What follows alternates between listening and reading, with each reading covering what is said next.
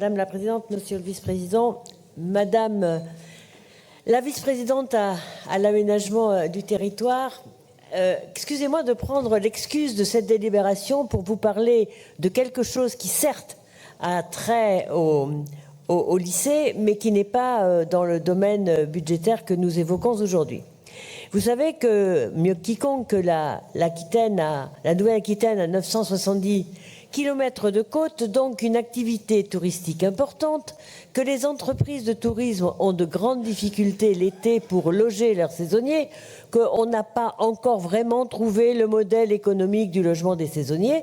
Et je me souviens d'un échange que nous avions eu avec Laurence Troued dans cette configuration, où j'avais déjà évoqué la capacité que nous pourrions avoir à faire des accords avec les lycées pour loger les saisonniers. Alors, attention, je ne parle pas des saisonniers agricoles de l'intérieur, puisque là, leur saison est davantage au moment de la rentrée scolaire, bien entendu, mais je parle bien des saisonniers de tourisme, et vous avez vu, comme moi, qu'il y avait des restaurants qui avaient été obligés de fermer, etc., etc. Bon.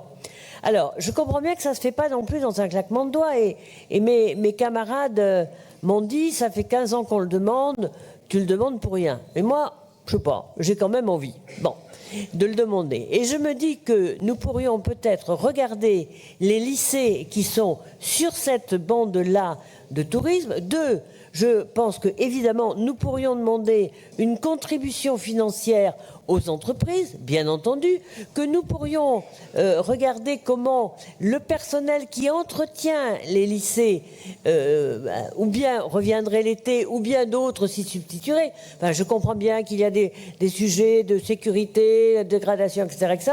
Néanmoins, si vraiment on veut faire quelque chose, on pourrait faire quelque chose à un coût excessivement réduit pour nous et un service vraiment plus pour les travailleurs saisonniers d'une part et puis les entreprises qui en ont besoin. Voilà, merci de votre écoute.